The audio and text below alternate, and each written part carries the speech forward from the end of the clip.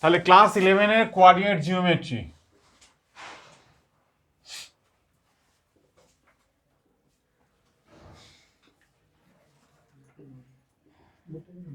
মানে স্থানাঙ্ক জ্যামিতি, যেটা 2D 2 ডাইমেনশন দিয়ে কাজ হচ্ছে। তোমাদের দুটো বিষয় রয়েছে, 3 ডাইমেনশন আর 2 ডাইমেনশন, বুঝতে পেরেছো তো? এখন 2Dটা শেখো, যেটা ক্লাস 9-10-এ করে এসেছো। সেটার বিষয়ে আরও কিছু ইম্পর্টেন্ট আইডিয়া দিই তোমাদের, যে ফর্মুলাগুলো মুখস্থ করতে, সেগুলো মুখস্থর জিনিস তো নয়, সেগুলো প্রুভ অন করতে হবে। তবে একদম ইনিশিয়াল বেসিক কনসেপ্ট থেকে তোমাদের আলোচনা শুরু করছি। দেখে নাও, নাম্বার 1 পয়েন্ট, তোমরা নর্মালি দুটো বিন্দু যদি দেওয়া থাকে, ধরো a equal to x1, y1 and b is equal two x2, y2 যদি দেওয়া থাকে, তাহলে এই যে এ বি লেন্থটা আমরা বার করি, সেই এ বি লেন্থটা ইজ ইকুয়াল টু কী হবে, রুট ওভার আন্ডার রুট হয়ে যে লিখছি x2 minus x1 whole square plus y2 minus y1 whole square. ঠিক আছে, কিন্তু কি করে, ঠিক আছে, তাই তো? তাহলে এইখানে চিত্রে এই জায়গাটার দিকে দেখো, ড্রয়িংটা আঁকছি। ধরো এটা হচ্ছে তোমার y অ্যাক্সিস, এটা হচ্ছে x অ্যাক্সিস। এখানে তোমার এ বিন্দু হচ্ছে তোমার রয়েছে x1, y1, এই বি বিন্দু রয়েছে এখানে x2, y2। এইটা এখানে নামিয়ে দাও, ডট ডট করে এই নামিয়ে দিলে, এই নামিয়ে দিলে এ বি সি, এটা ডি দাও, এটা ই দাও। ঠিক আছে, একদম জেনারেল, একদম খুব ইজি ব্যাপার, সেটা দেখে নিতে পারো নাম দিয়ে দিলে। সো এই যে স্থানাঙ্ক আছে x1, y1, মানে এই দৈর্ঘ্যটাকে x1 বলে, এটা y1 বলে। আচ্ছা, এখানে লিখে দিচ্ছি, তাই এইটা হচ্ছে তোমার হয়ে, এটা ও নাম দাও, এটা x1, আর এই হাইটটাকে বলে y1। আচ্ছা, এইখান থেকে এই ওডিটা হচ্ছে তোমাদের স্থানাঙ্ক অনুযায়ী দেখতে পাচ্ছি x2, এইটা হচ্ছে x2, আর এখান থেকে এই হাইটটাকে বলে y2। সো সেই হিসাবে আমরা চাইছি এসিটা। So AC is equal to কি লিখতে পারি, দ্যাট ইজ ইডি। সে ইডি ইজ ইকুয়াল টু কি হচ্ছে, ওডি মাইনাস ওই। আবার ওডি মানে কত হচ্ছে তোমার, ওডি মানে এইখান থেকে এই লেন্থটা, দ্যাট ইজ x2, দেখতেই পাচ্ছ। আর ওই বলতে তোমার এই লেন্থটা x1। ঠিক আছে, এবার তুমি ধরো বিসি বার করছো, বিসি ইজ ইকুয়াল টু কি লেখা যায়, বিডি মাইনাস সিডি, তাই তো? আচ্ছা, বিডি মানে দেখতে পাচ্ছ y2, এটা বুঝতেই পেরে গেছো y2। সিডি প্যারাল টু দেখো এই আছে, তাই তো? তা এই লেন্থ আছে y1 হয়ে গেল।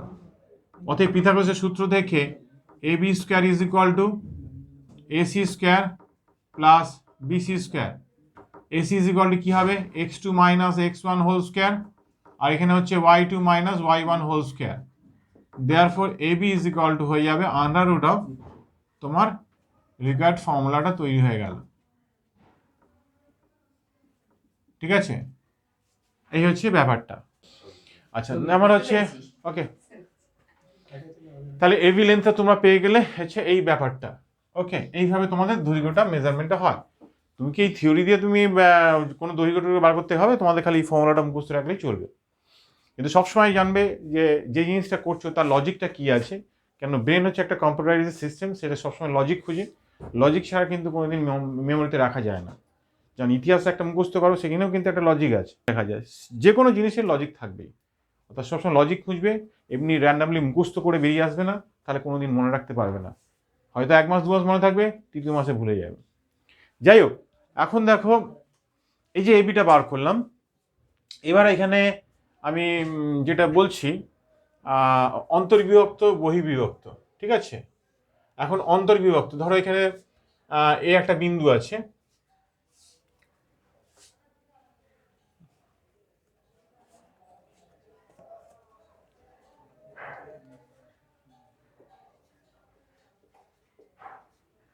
অন্তর্বিভক্ত, তাই তো? অন্তর্বিভক্ত,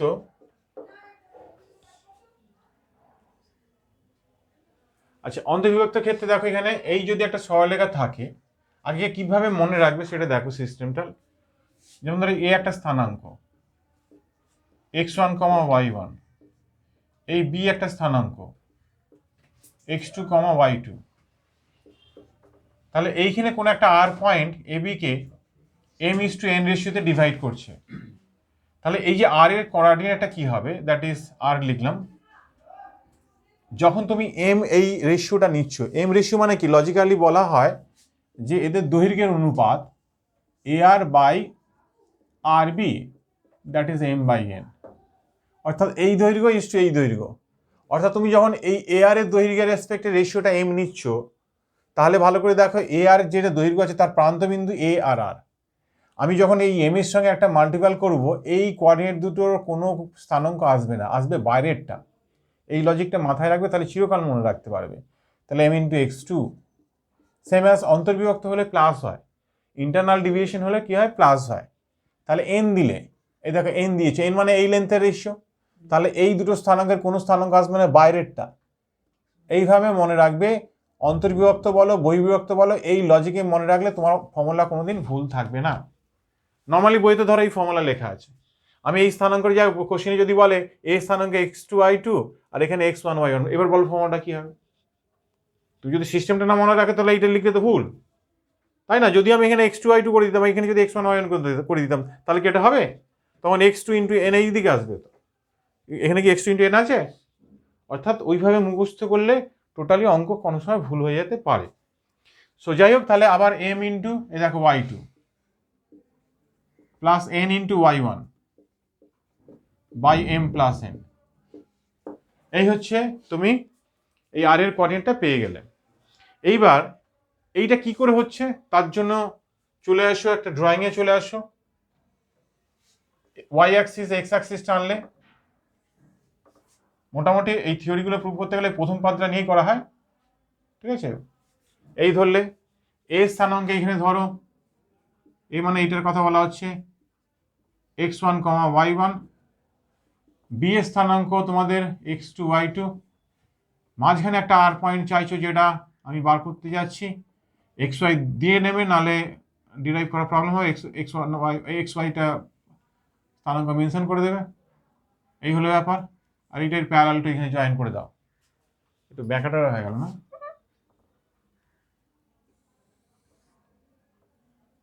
ওকে, এটা এ বি, এটা সি নাম দাও, এটা ডি নাম দাও, এটা ই নাম দাও, এটা ও নাম দাও, ঠিক আছে? ও এখানে নাম দিতে হবে, এই নাম দিয়ে দিলে। তাহলে এখানে দুটো ত্রিভুজ আছে, একটা হচ্ছে এ বি সি আর একটা হচ্ছে এ আর, ঠিক আছে? এ আর এস ধর, তাহলে এটা একটা সদৃশ্যকোণী ত্রিভুজ, তাই তো? সেই সদৃশ্যকোণী ত্রিভুজের প্রপার্টি তোমরা নিশ্চয়ই ক্লাস 9-10 থেকে করে এসেছো। সেখান থেকে আমরা কি লিখতে পারি? আমি ফার্স্ট হচ্ছে ডিরাইভ হচ্ছে এক্সটাকে বার করব। কি বার করব? এক্সটাকে। যেহেতু এরা সদৃশ্যকোণী ত্রিভুজ, তো তার রেসপেক্টে আমরা কি লিখতে পারি? আচ্ছা, রেশিওটা কি দেওয়া আছে এখানে? এম ইস টু এন রেশিওতে বিভক্ত হচ্ছে, অর্থাৎ দেওয়া আছে A R by R B equal to M by N, A R by R B is equal to M by N দেওয়া আছে। এখন ত্রিভুজ হচ্ছে এ বি সি ও ত্রিভুজ এ আর এফ, ঠিক আছে? এই দুটো ত্রিভুজের ক্ষেত্রে সদৃশ্যকোণী ত্রিভুজ, সেই সদৃশ্যকোণী ত্রিভুজের ক্ষেত্রে থেকে আমরা কি লিখতে পারি? ধরো ব্যাপারটা দেখো, আমি ছোট ত্রিভুজটা যদি ধরি এ আর, তার বড় ত্রিভুজের দৈর্ঘ্যটা এ বি, তাহলে এ আর বাই এ বি লিখছি। কত লিখছি? A R by A B. Same as ওই দুটো ত্রিভুজের আর দুটো বাহু দেখো, সেম ছোট ত্রিভুজের বাহু বাই সেম প্যাটার্নের সদৃশ্য যে সাইডটা রয়েছে সেই বাহুটা, অর্থাৎ এর আমি নিচ্ছি এফ, কত নিচ্ছি? F by AC. যদি তুমি এই দৈর্ঘ্যটা আর এই দৈর্ঘ্যটা নিতে, তাহলে ওয়াই এর বেরোতো, কি বেরোতো? ওয়াই এর। তা ওটা আমি নিচ্ছি না, এখন এক্সট্রা বার করার জন্য এটা ইউজ করলাম। এখন এই যে এ আর বাই এ বি আছে, এখানে একটা মজাদার ব্যাপার দেখা, এ আর বাই এ বি, কিন্তু এখানে আছে A R by R B. এই জায়গাটা একটু তোমাদের ছোট্ট একটা খেলা খেলতে হবে, এটা ঘুরিয়ে দাও। আরবিটা দেখো কোনো ত্রিভুজের বাহু নয়, আমরা কিন্তু এখানে ত্রিভুজের বাহু রিলেটেড আছে, আরবিটা দেখো কোনো ত্রিভুজের বাহু নয়। তা আরবিটাকে এলিমিনেশন করার চেষ্টা করো, আরবিটাকে ঘুরিয়ে আরবি বাই এ আর লিখে দিলে, তাহলে এন বাই এম হয়ে গেল। রেশিও তো করলাম, আবার কি করলাম? এইচ টু বিটাকে বি ইস টু এ লিখছি, অসুবিধা কি আছে? এইবার হচ্ছে আর বি বাই এ আর, দুদিকে প্লাস ওয়ান করলাম, এন বাই এম। তার লজিকটা কারণ ঘুরিয়ে দিতে কি হয়, যদি নিচে এই অবস্থায় +1টা করতাম, নিচে সেই আরবিটা আরবি রয়ে যেত। এখন আরবি থাকবে লসে করলে? ঠিক আছে, আরবির আমার কোনো প্রয়োজন নেই। তাহলে এ আর দেখার ত্রিভুজের বাহু রিলেটেড হয়ে গেল। এবার আরবি প্লাস এ আর মানে এ বি হয়ে গেল। ভালো করে ফলো করে দেখাও না, এখানে M R N plus M. ঠিক আছে, ঠিকই প্রশ্ন করেছে। আরবিটা কেন করলাম, লজিকটা হচ্ছে আরবি কোনো ত্রিভুজের বাহু নয়, ও আরবিটাকে সরাবো, অর্থাৎ এমন রেশিও দরকার যাতে ত্রিভুজের বাহু রিলেটেড কিছু আসে। তাহলে দেখতে পাচ্ছ এখানে এ বি ছিল, এই এবিটা এসেছে, বাই এ আর এসে গেছে এই রেশিও পেলে। তাহলে দেখতে পাচ্ছ এ বি বাই এ আর এখানে যেটা আছে তার উল্টোটা আছে। আমি এখানে বসিয়ে দিতে পারি কি M by M plus N, কার আপত্তি আছে? এবার এফ আমার তো এইটার রেসপেক্টে এসে গেছে, তাহলে এফ মানে এটা কি হচ্ছে, এফ খুঁজো, এই হচ্ছে এফ। তাহলে এখানে আমি এফ লিখছি, এফ ইজ ইকুয়াল টু লিখতে পারি কি, এটা ও নাম দিইনি না, এটা ই এফ জি দিয়ে দিলাম। তাহলে এ এফ, এফ মানে আমি কি লিখবো ইজি, ইজি মানে কি লিখবো ওজি মাইনাস ওই, নাকি ইজি চাইছি তো, ওজি মাইনাস ওই, ঠিক আছে। এবার ওজি লেন্থটা কাকে মিন করছে দেখো, এক্স কে, ওই কাকে মিন করছে x1 কে, ঠিক আছে। এবার এখানে কি আছে, এফ নিলাম না, এসি চাইছি, এসি, এসি খোঁজো, এসি কোথায় রে বাবা, এই যে এসি এইটা। তাহলে এসি মানে হচ্ছে ইজি, এই ইডি, আবার ইডি মানে কি হচ্ছে ওডি মাইনাস ওই, ওকে। ওডি মানে কোন লেনটা তোমার দেখো x2, আর ওই মানে হচ্ছে তোমার x1। তাহলে এখানে এটা বসিয়ে দাও, কত হচ্ছে এখানে এফ আছে, এফ মানে কত পেয়েছে এক্স মাইনাস x1 বাই হচ্ছে x2 minus x1 is equal to M by M plus N ratio হয়ে গেল। ওকে, তাহলে এবার কোনাকুনি গুণ করে দাও। So X times of M plus N, কেন আমার এক্স চাই, তাহলে আমার এক্সটা ভেতরে গুণ করে লাভ নেই। তাহলে x1 Times of m1, sorry m1 না m, this is x1 into m minus x1 into n,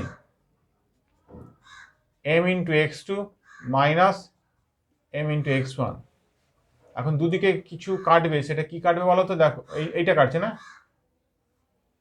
ঠিক আছে।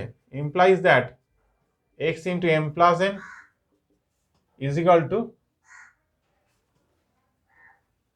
ওকে এটা ডান দিকে নিয়ে আসছে, mx2 plus nx1, so x is equal to mx2 plus nx1 by m plus n, তাহলে এটা পেয়ে গেছো।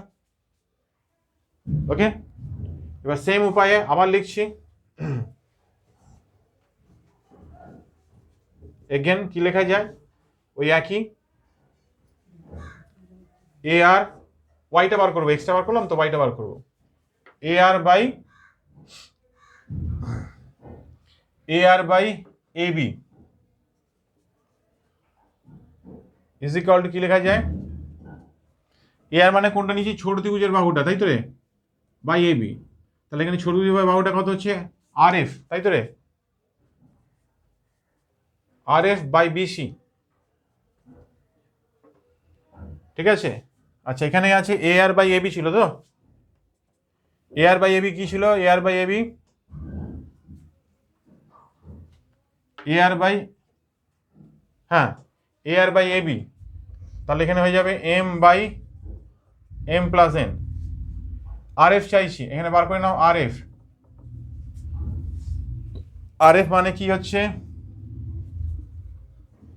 আর জি মাইনাস এফ জি, আর জি এই জায়গা আর জি কত দৈর্ঘ্য ওয়াই, এফ জি কত দৈর্ঘ্য ভালো করে দেখো, প্যারালাল টু দেখো এ ই, এই মানে হচ্ছে ওয়াই ওয়ান। আচ্ছা এখানে বিসি, বিসি মানে কোথায় গেল, এই বিসি, বিসি মানে কি লেখা যায় বিডি মাইনাস সিডি, বিসি তো চাইছি সিডি, বিডি দৈর্ঘ্য কত হচ্ছে ওয়াই টু, সিডি কত দৈর্ঘ্য যাচ্ছে ওয়াই ওয়ান, ঠিক আছে। এখানে কেন এক্স আসবে, so that is equal two, দেখো তাহলে এই রেশিওটা মানে কি দাঁড়ালো, ভালো করে দেখো, এটা আছে আর এফ কোথায় গো, Y minus Y one by Y two minus Y one. তাহলে এটা ক্রসে গুণ করে দিলে তুমি ওয়াই ইজ ইকুয়াল কি পেয়ে যাবে, M into Y two plus N into Y one by M plus N. Okay, আমি আর বেশি গুণ করলাম না, একই প্যাটার্নে দেখতে লাগছে, বুঝতেই পারছো। সো এইভাবে করা যায়। আচ্ছা, আমি ড্রয়িং চেঞ্জ করছি না, এই অন্তর্বিভক্ত থেকে এটা পুছে আমি বহির্বিভক্ত করছি। কত বই করছি, বহির্বিভক্ত।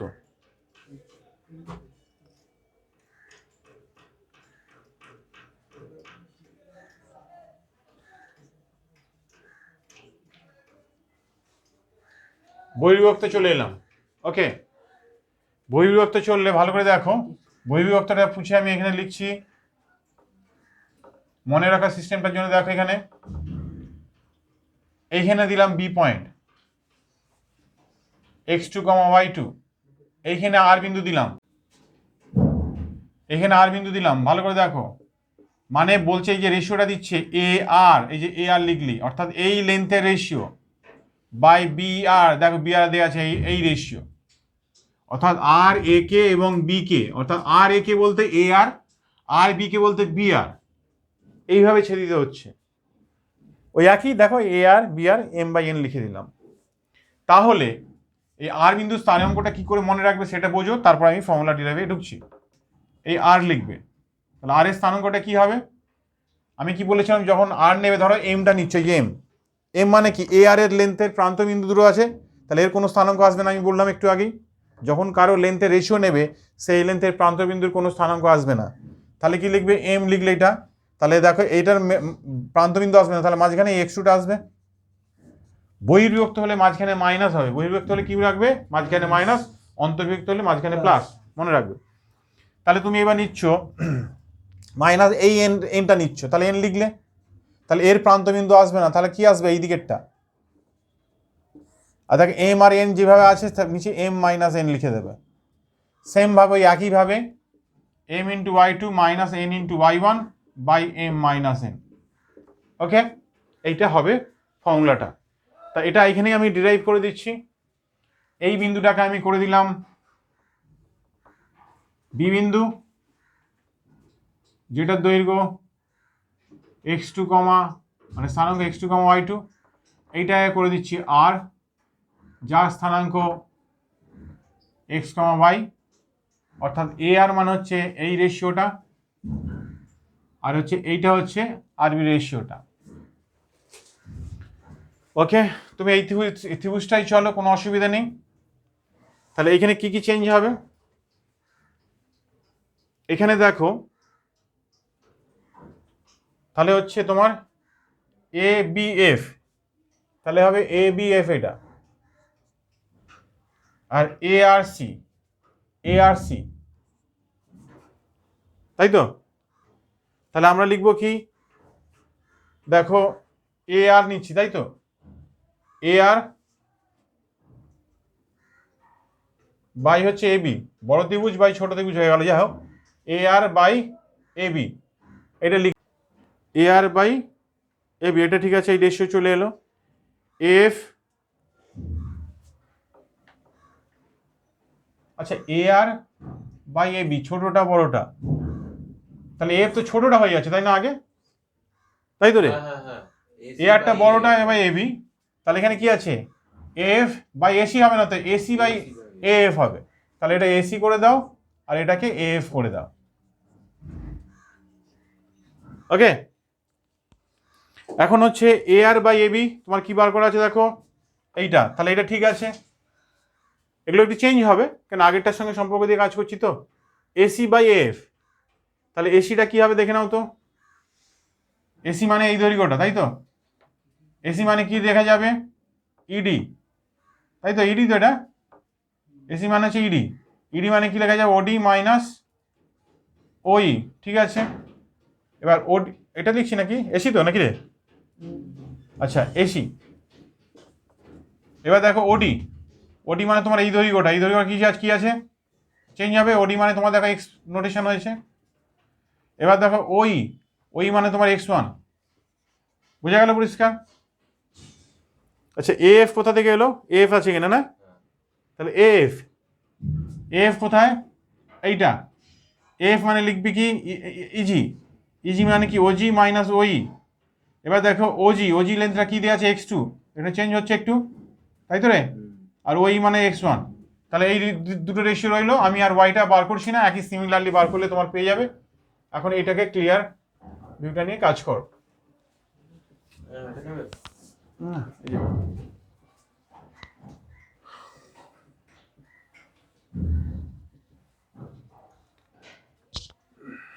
এইবার হচ্ছে এসি, এসি কত আছে বাবা দেখতো? এক্স মাইনাস x1, এফ কত আছে? x2 minus x1, M by M plus N.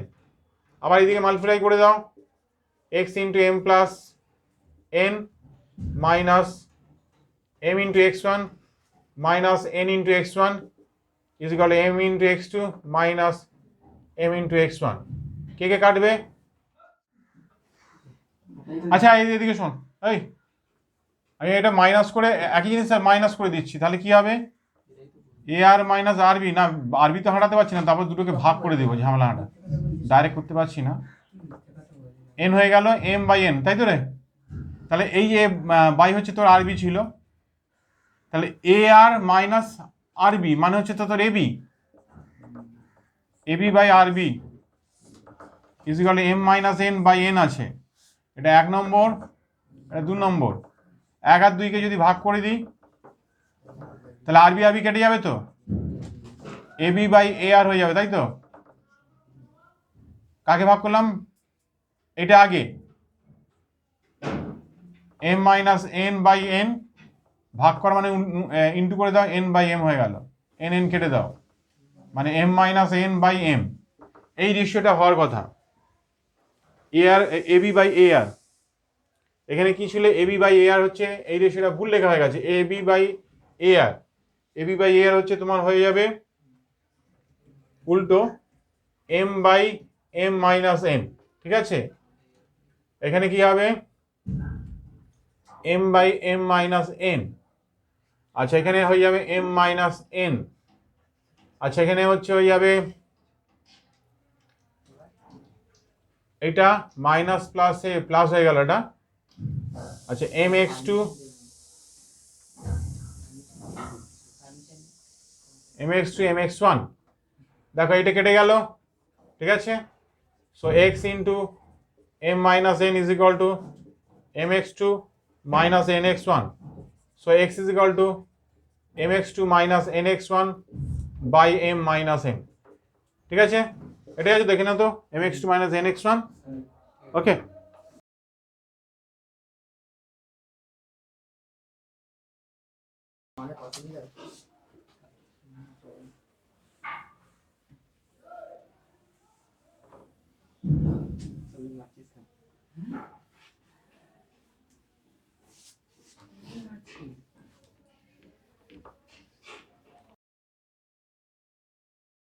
ভর কেন্দ্র।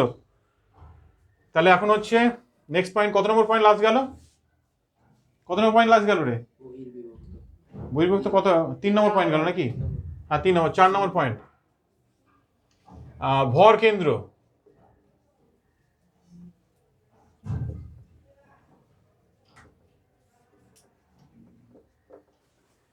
সো এই যে ভর কেন্দ্র আছে, একটা ত্রিভুজ ছাড়া তো ভর কেন্দ্র সম্ভব নয়।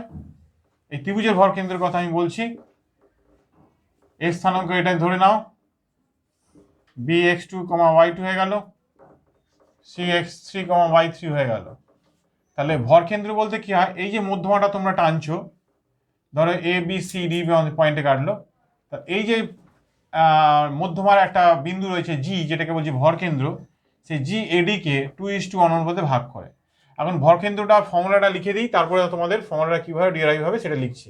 অ্যাকচুয়ালি মেনলি 3টে যে ভার্টেক্স আছে, শীর্ষবিন্দু আছে, সেই সংখ্যাগুলোর এক্স এর স্থানাঙ্ক যোগফল x1 plus x2 plus x3 by 3 comma y1 plus y2 plus y3 by 3।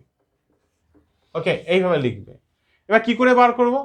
তুমি দেখতে পাচ্ছ এটা 1:1 রেশিওতে ভাগ করছে, অন্তর্বিভক্ত, internal deviation. So m into x2 plus n into x1 এইভাবে।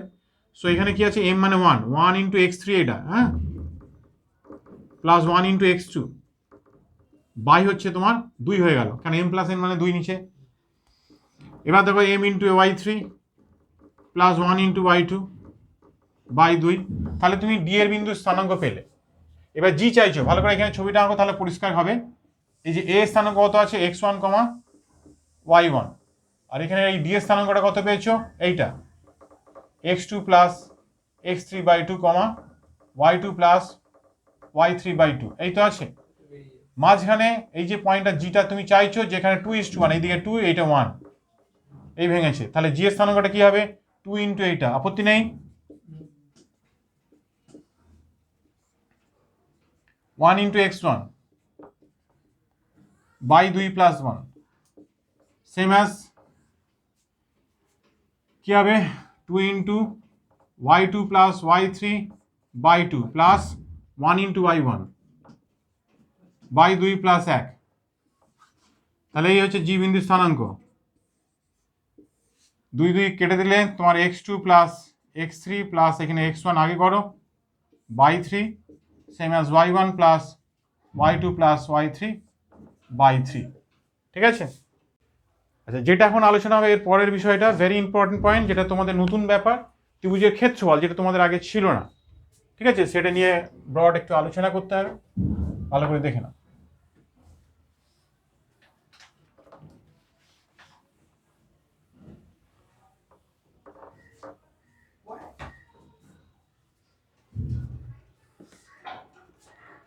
তো দেখো ভালো করে,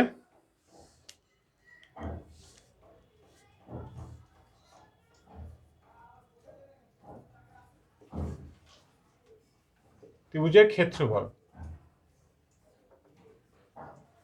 ফল নির্ণয় করবো আমি, ঠিক আছে। আগে ত্রিভুজের ক্ষেত্রফলটা তোমরা কিভাবে মনে রাখবে সেটা একটু ভালো করে দেখো। ওই বইতে আমাদের অনেকগুলো হয়তো ফর্মুলা লেখা থাকতে পারে, একটা ফর্মুলা খালি মুখস্থ রাখবে, যেটা খুব ইজিভাবে মনে রাখা যায় আর ভুল হওয়ার চান্সেস 0, ঠিক আছে। নাহলে বাকি যে ফর্মুলাগুলো আছে একটু চান্সেস আছে ভুল হওয়ার ম্যাক্সিমাম। তাহলে তোমরা কিভাবে লিখবে, ধরো ছবিতে আঁকবে এইভাবে, এই লেখার পর এই একটা শীর্ষ আছে, এটা নাম দিলাম x1, y1, এই বি একটি শীর্ষ আছে x2, y2, এই সি শীর্ষটা নাম দিয়ে দিলাম x3, y3, মিনস ভার্টেক্স, শীর্ষবিন্দু মানে ভার্টেক্স বিন্দু যেটা রয়েছে। এটা মনে রাখার জন্য তোমরা, আমি এখানে লিখছি ডেল এবিসি এর ক্ষেত্রফল হাফ দিতে হয় আগে, হাফ দিয়ে তোমরা মড দেবে, কেন এগুলো তুমি নিলে একটা অর্ডারের নাম তোমার মতন দিয়ে দিলে, এ বি সি এইভাবে দিলে, তোমার মধ্যে উল্টো দিকে দিলে, তাহলে আনসার কি সেম আসতে পারে, কারো প্লাস কারো মাইনাস আসতে পারে। মড দেওয়ার অর্থ তুমি প্লাসটা নেবে, নিশ্চয়ই এরিয়া তো ম্যাগনিটিউড ভ্যালু নিতে হয়, নিউমেরিক্যাল ভ্যালু, কোনো সাইন হয় না। তো যাই হোক, এরকম মাইনাস প্লাসের গন্ডগোলটা আসতে পারে, কিন্তু ওটা ভুল নয়। পরীক্ষার সময় তো তুমি চিত্র এঁকে তারপরে ফর্মুলাটা কে বড় দূরত্বে কে কম দূরত্বে আছে তার পজিশন লিখে সেভাবে তো করা যাবে না, তার ডাইরেক্টলি তোমাকে ফর্মুলাটাকে এভাবে প্লট করে জাস্ট ফর্মুলাটা লিখে কাজ করতে হবে। কী করে ফর্মুলাটা আসে নিশ্চয়ই ডিরাইভ করো, একটু ওয়েট করো, আগে ফর্মুলাটা মুখস্থ করো। প্রথম হচ্ছে যে শীর্ষবিন্দুগুলো রয়েছে, তিনটে শীর্ষবিন্দুর মধ্যে সব থেকে সিম্পলিফাইড ফর্মে বিন্দুটা আগে লিখবে। ধরো যদি 0 0, ধরো 10 12, আর ধরো 7 8, তাহলে 0 0টা কি খুব সুন্দর দেখতে রাখছে, যাতে 0টা টপে থাকবে, যাতে কোনাগুনি গুণ করতে সুবিধা হয়, সিম্পলিফাই হতে ভালো হয়। কেন ওইটাই প্রথমে এটা যেটা লিখো সেটা আবার নিচে আরেকবার লিখতে হবে। অর্থাৎ ধরো এইটা x1, এই y1, এবার চিত্রে ভালো করে খাতার সাইডে লিখবে, তারপরে লিখবে x2, এখানে y2, তারপরে x3, এই y3, যেটা প্রথমে লেখা হয় সেটা নিচে আর একবার লিখবে, এবার লিখবে। এবার মনে রাখবে কি করে, দেখো এই যে ডেল এবিসি, আচ্ছা এখানেই লিখছি, হ্যাঁ, এইভাবে ক্রসে তোমাদের x1, y2, এইভাবে ক্রসে x2, y3, এইভাবে ক্রসে x3, y1, মাইনাস এইভাবে ক্রসে y1, x2, এইভাবে ক্রসে y2, x3, এইভাবে ক্রসে y3, x1, এই হচ্ছে ব্যাপারটা, বুঝতে পেরেছো? তাহলে কোনো দিন ভাবলো না তুমি ভাববে হয়তো এইটা আগে লিখবো না এইটা আগে লিখবো, যেটা ইচ্ছা আগে পরে লিখো, মাঝখানে মাইনাসটা দেবে। মডটা দেওয়া আছে, কারো প্লাস আসতে পারে কারো মাইনাস আসতে পারে, ম্যাগনিটিউড ভ্যালু মানে নো সাইন, কোনো সাইন হয় না, ক্ষেত্রফল area, numerical value always accepted. So এই হচ্ছে ব্যাপারটা। এবার এরিয়ার ফর্মুলাটা কি করে ডিরাইভ করবে, এটা করার জন্যে চিত্রতে চলে আসো, চিত্রটাকে একটু চেঞ্জ করে দিচ্ছি আমি, ঠিক এইভাবে আঁকলাম, অর্থাৎ এইটা সি বিন্দু, মনে রাখবে। আচ্ছা, এইখান থেকে ওয়াই অ্যাক্সিস প্লট করলাম, এখান থেকে এক্স অ্যাক্সিস, এটা পুছে দিচ্ছি। এইবার এখান থেকে সব পারপেন্ডিকুলার লাইন ড্র করে দেয়। দেখ এখানে এ বি, এটা সি দিয়ে দিলাম, এ বি সি আছে, তাহলে এবিসি ত্রিভুজের এবিসি, এটা ডি নাম দে, ই, এটা এফ, এটা জি নাম দিয়ে দিলাম। তাহলে এই যে ত্রিভুজের ক্ষেত্রফলটা চাইছি, এখানে দেখ তিনটে ট্রাপিজিয়াম আছে, একটা হচ্ছে বি ডি ই এ এই ট্রাপিজিয়াম, আর একটা হচ্ছে এ ই এস এই একটা ট্রাপিজিয়াম। তাহলে এই ক্ষেত্রফল টোটালটা বেরিয়ে গেল, তার থেকে এই ট্রাপিজিয়ামটা বাদ দিয়ে দিলাম, তাহলে ত্রিভুজটা পুরো থাকবে তো, তাই তো? ট্রাপিজিয়াম বুঝিস তো কাকে বলে? বি ডি ই এ এই ট্রাপিজিয়ামের ক্ষেত্রফল, তারপর হচ্ছে এ ই এফ এই ট্রাপিজিয়ামের ক্ষেত্রফল, তার থেকে এই ট্রাপিজিয়ামটা বাদ দিয়ে দে, তাহলে ত্রিভুজ পড়ে থাকবে তো। সো ওইভাবে বার করবি, del A B C is equal to কি হবে, হাফ, হাফ দিবি, অবশ্যই হাফ দিবি। আমি আর আচ্ছা লিখবি যে বি ডি ই এ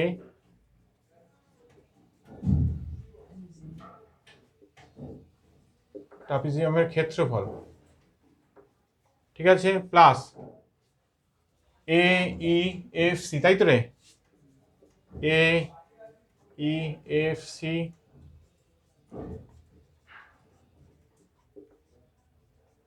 ক্ষেত্রফল। তাহলে এই দুটো ট্রাপিজিয়াম থেকে বাদ দিতে হবে এই থার্ড ট্রাপিজিয়ামটা, তাই তো, বি ডি এফ সি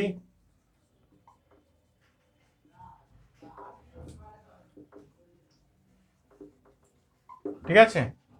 এবার বিডি এর ই এর যে ট্রাপিজিয়ামটা, তার ক্ষেত্রফলটা কি হবে তোমরা নিশ্চয়ই ফর্মুলা জানো, হাফ ইন্টু সমান্তরাল বাহুদ্বয়ের যোগফল ইন্টু তাদের মধ্যে দূরত্ব। তাহলে হাফ ইন্টু সমান্তরাল বাহুদ্বয়ের যোগফল বলতে দেখো ওয়াই টু, এই দেখো Y one, so Y two plus Y one, আর এদের মধ্যে দূরত্ব হচ্ছে ডি, এটা হচ্ছে তোমার এক্স ওয়ান, এটা তোমার এক্স টু, তাহলে X one minus X two, কারো আপত্তি আছে? সেম আস হচ্ছে এ ই এফ সি, এইটা এ ই এফ সি, এটা হচ্ছে Y one plus Y three, so Y one plus Y three দিয়ে দিবি।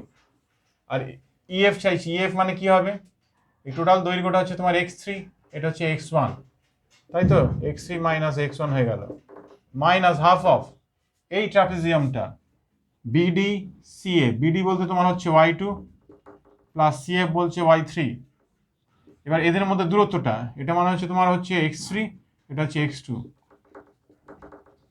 ওকে, এইটাকে সিম্পলিফাই করলে তুমি এটা পাবে, বুঝতে পেরেছো? এই হচ্ছে পদ্ধতি, ঠিক আছে। আচ্ছা, তোমাদের কমপ্লেক্স নাম্বার করানোর কারণে যে আর থিটা দিয়ে যেগুলো পোলার কোঅর্ডিনেট বা এক্স ওয়াই এর মধ্যে সম্বন্ধ, ওটা এখানেও কোঅর্ডিনেটে আছে মেনলি। সো সেটা বিষয়ে আরেকটু আবার আলোচনা করে দিচ্ছি, যেহেতু এটা কোঅর্ডিনেটের পার্ট, কিন্তু কমপ্লেক্স নাম্বার আলোচনা হয়ে গেছিলো, তবু আলোচনাটা একটু আরেকবার দেখে নাও। যদি এই একটা ত্রিভুজ হয়, একটা এ বিন্দু, তাহলে এক্স কমা ওয়াই, এই যে এক্স কমা ওয়াইটা আনলে, এটা এক্স কোনটা ওয়াই কোনটা তোমরা জানো, এই যে এটা এক্স এটা ওয়াই, এরই পোলার স্থানাঙ্ক বলা হয়, এ বিন্দুরই পোলার স্থানাঙ্ক লিখছি আর কমা থিটা। কাকে আর বলে? এটাকে থিটা বলে, এটাকে আর বলে, সবাই জানো, তাই তো। So R square is equal to পিথাগোরাসের সূত্র থেকে X square plus Y square, যেটাকে কমপ্লেক্স নাম্বারের মডুলাস বলে পরিচয় দেওয়া হয়েছে, তাই তো। So X square plus Y square এভাবে বার করবে। আবার দেখো কস থিটা, কস থিটা কি লেগে যায়, X by R, so X is equal to R cos theta, sine theta is equal to কি লেখা যাবে Y by R, so Y is equal to R sine theta. বুঝতে পারছো তো? আবার দেখো tan theta is equal to কি লেখা যাবে ওয়াই বাই এক্স। ধরো একটা কোনো অ্যালজেব্রিক সমীকরণ দিয়ে দিয়েছে, তার কার্টেসীয় সমীকরণ থেকে পোলার সমীকরণে তোমাকে চেঞ্জ করতে হবে। তো সেটা করতে কি করবে দেখো, যেমন ধরো একটা এক্সাম্পল দিই। সো বই তো দেখতে পাচ্ছি না, দেখো এখানে ধরো আমি দিলাম X square plus Y square এই whole square equal to A square into X square minus Y square, এরকম দিয়ে দিলাম। তাহলে তুমি কি বলবে, এখানে পোলার সমীকরণে চেঞ্জ করতে বলেছে, পোলার সমীকরণ মানে আর আর থিটাতে কনভার্ট করতে হবে। তাহলে তোমরা বুঝতে পারছো এক্স মানে আর কস থিটা, ওয়াই মানে আর সাইন থিটা, দেখতে পাচ্ছ? এটা এখানে পুট করে দেবে। So R square cos square theta R square sine square theta whole square, R square cos square theta R square sine square theta, এই হলো। এখানে দেখো আর স্কোয়ারটা কমন নিলে আর টু দি পাওয়ার 4 হয়ে গেল, sine square plus cos square 1 হয়ে গেল। এখানে এ স্কোয়ার আর স্কোয়ারটা কমন নিয়ে নাও, ভেতরে কস স্কোয়ার থিটা মানে সাইন স্কোয়ার থিটা মানে কস 2 থিটা, তোমরা কি হয় এটা নিশ্চয়ই জানো। সো আর স্কোয়ার কেটে দিলে দেখো এই দেখো এটাকে বলে পোলার সমীকরণ, বুঝতে পেরেছো তো? তো কার্টেসিয়ান থেকে পোলারে কনভার্ট হয়ে গেল আর থিটাতে প্রকাশ করাটাকে। আবার এটা যদি তোমাকে এখান থেকে কার্টেসিয়ান চাইতো, তাহলে ঠিক এইভাবে তোমাকে স্টেপগুলো আসতে হতো। তারপরে তুমি এই যে আর স্কোয়ার হোল স্কোয়ারের জায়গা তুমি আর স্কোয়ার মানে কি লিখবে, বা এখানেই ধরো আর স্কোয়ারের জায়গায় কি লিখছো, হ্যাঁ আর স্কোয়ারের জায়গায় X square plus Y square বসিয়ে দাও। ওকে, এইভাবে কাজ করতে হবে। তো ভেতরে তুমি দেখতে পাচ্ছ এটা ভাঙলে কস স্কোয়ার সাইন স্কোয়ার, কিন্তু কস স্কোয়ার সাইন স্কোয়ার জায়গায় একটা আর দরকার, তাহলে বাইরে একটা আর স্কোয়ার, এখানে একটা আর স্কোয়ার মাল্টিপ্লাই করছো, তাহলে আর square cos square R square sine square, তাহলে আর স্কোয়ার কস স্কোয়ার মানে এক্স বসিয়ে দেবে, আর স্কোয়ার সাইন স্কোয়ার মানে ওয়াই বসিয়ে দেবে। এইভাবে কনভার্সনটা করতে হয়। আর একটা মেন ইম্পর্টেন্ট পয়েন্ট যেটা তোমাদের আলোচনা হয়ে গেছে অলরেডি কমপ্লেক্স নাম্বারে, যে কোনো একটা কার্টেসীয় স্থানাঙ্ক দিয়েছে তাকে পোলার স্থানাঙ্কে কনভার্ট করতে হবে, তাই তো? ধরো এখানে এই -1 to -1 এটা কার্টেসীয় স্থানাঙ্ক টু পোলার, তাই তো?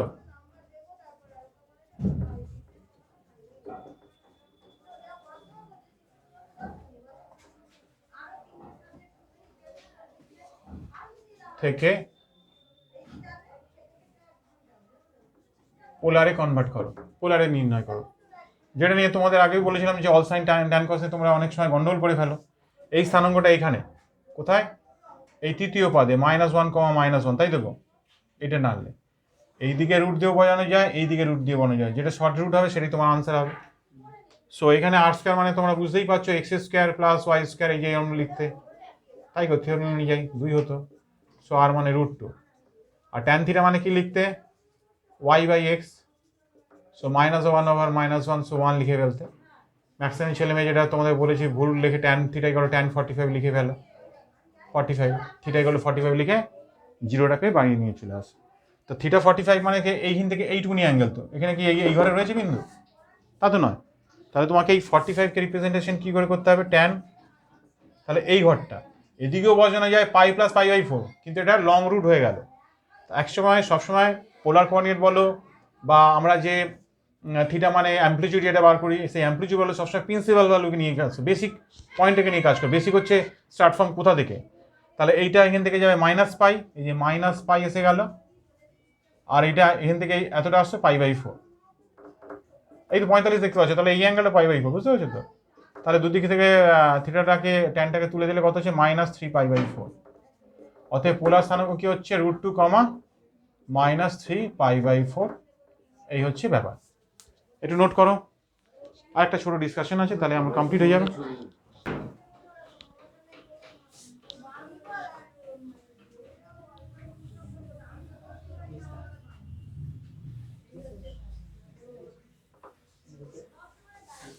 এবার যেটা বলতে যাচ্ছিলাম, যেটা কি জানো, হ্যাঁ ধরো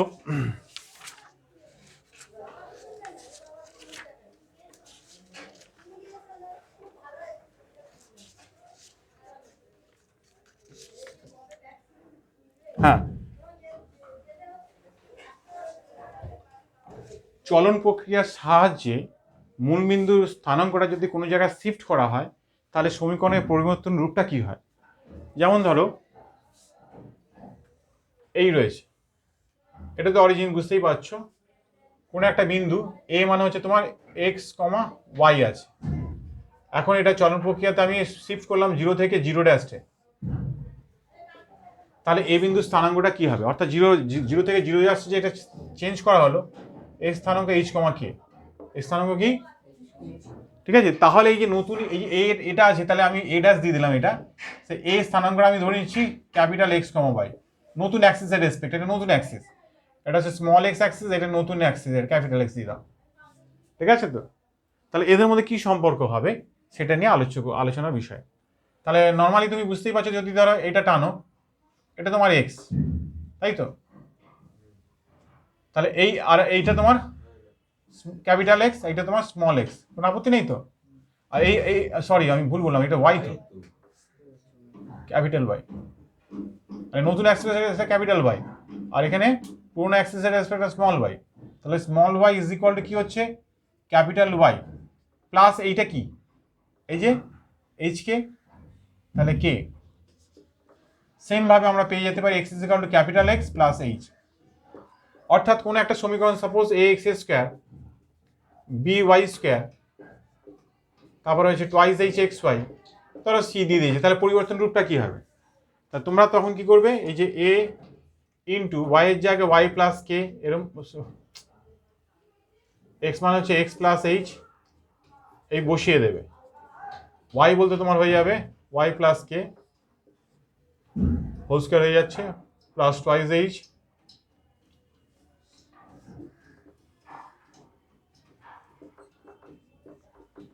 এটা সিম্পলিফাই করলে যেটা আসবে সেটাই তোমার উত্তর। আবার এখানে বলে দেয় যে যে বিন্দুটা শিফট করা হয়েছে তার লজিকে বলে দিল যে একঘাত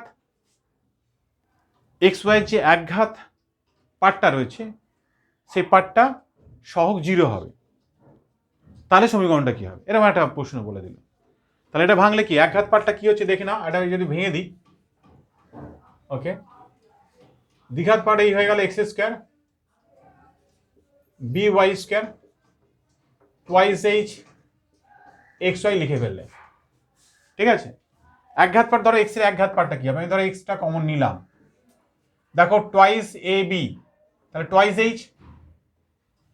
এইচ ইন্টু এক্স, তো যে হোল স্কোয়ার ভাঙছি রে বাবা, টোয়াইস এক্স এইচ, তাহলে টোয়াইস এইচ তার সঙ্গে এই গুণ হচ্ছে টোয়াইস এ এইচ, এইভাবে লিখবি।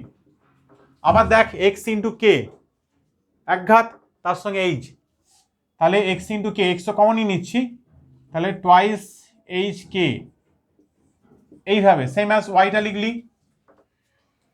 এটা ভাঙলে কি হচ্ছে 2k বি সেম অ্যাজ কে দিয়ে করবে, তাই তো, ওয়াই এর সহগ চাইছি, তাই তো, তাহলে ওয়াই ইন্টু এইচ, এই যে ওয়াই ইন্টু এইচ, এখানে টোয়াইস এইচ, ওইখানে একই ব্যাপার দিয়ে দিলাম না, তাহলে একটা এইচের জায়গায় এখানে আমি কি লিখি এইচ, আচ্ছা ক্যাপিটাল এইচ দিয়ে দিচ্ছি, না ক্যাপিটাল এইচ দিয়ে দিচ্ছি,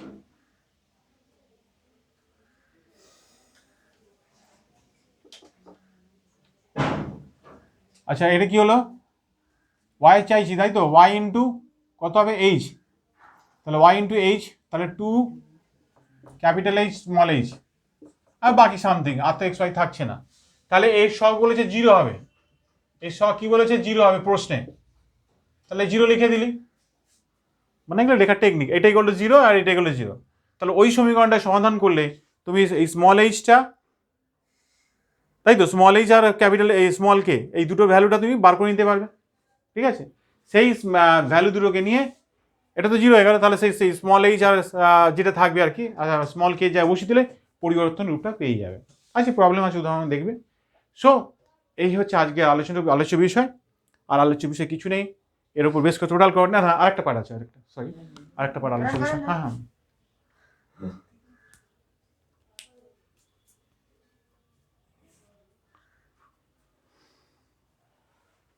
এবার যে আলোচ্য বিষয়টা আছে এই পার্টের মধ্যে, যেটাকে বলে সঞ্চার পথ বা যেটাকে ইংরেজিতে বলে লোকাস। সঞ্চার পথ বা লোকাস কাকে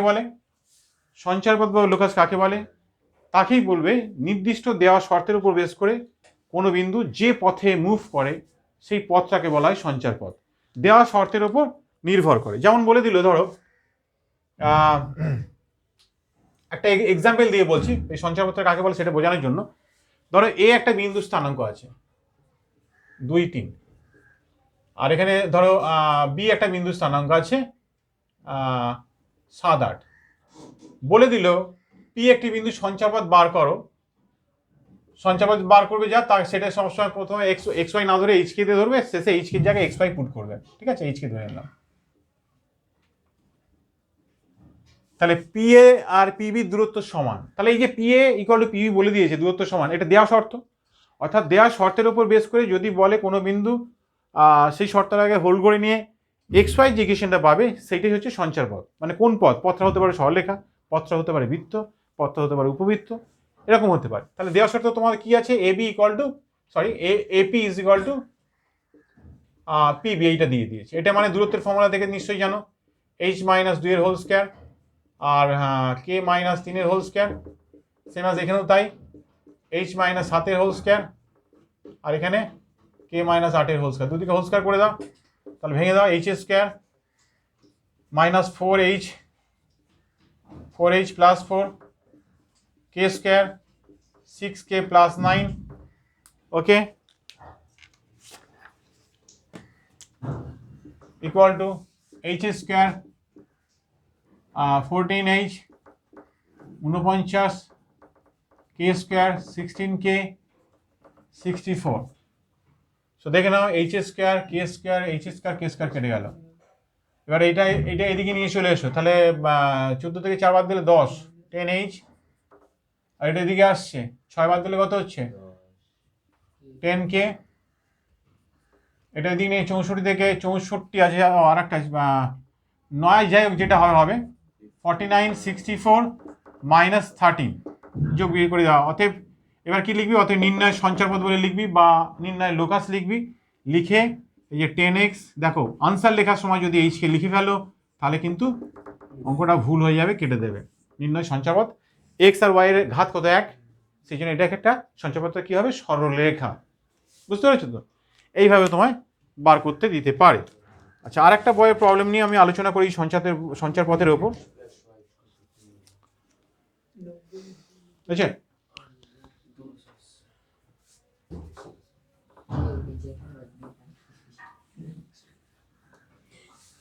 যেমন ধরো বললো এমন একটা বিন্দু সঞ্চারপথ বার করতে বলে, যেমন ধরো at square comma twice at, এই বিন্দুটা সঞ্চারপথ বার করতে বললো, যেখানে টিটাকে কি বলে? প্যারামিটার। টিটাকে কি বলে? প্যারামিটার। যেটা প্যারামিটার বলে দেবে টি প্যারামিটার, সেই প্যারামিটারটাকে এলিমিনেশন করতে হয়। যাই হোক, তাহলে যেটা বলে দেবে, ধরো এটা পি বিন্দু বললো, আমি এটাকে ধরে নিলাম কি এক্স ওয়াই। তাহলে এক্স মানে কি হলো? at স্কোয়ার, ওয়াই মানে কি হলো? Twice at। তাহলে এই টিটাকে বার করে নিচ্ছি, প্যারামিটার টি ইজ ইকুয়াল কি হবে? Y by 2a। এই টিটা এখানে সাবস্টিটিউট করে দিবি, ওয়াই বাই 2a এই whole square. So X square না X is equal to a by 4a square into Y square, তাই তো রে? Therefore Y square equal to 4ax। এটা অ্যাকচুয়ালি অধিবৃত্ত বলে। এটা কি বলে? অধিবৃত্ত। ওকে, আর একটা বললো ধরো সঞ্চারপথের সমীকরণ নির্ণয় করো, ছেদ বিন্দু সঞ্চারপথ। ধরো বললে এক্স সাইন থিটা, এটা আর একটা প্রবলেম। এক্স সাইন থিটা অনেক সময় টেকনিক্যাল পয়েন্ট ইউজ করতে হয়। X cos theta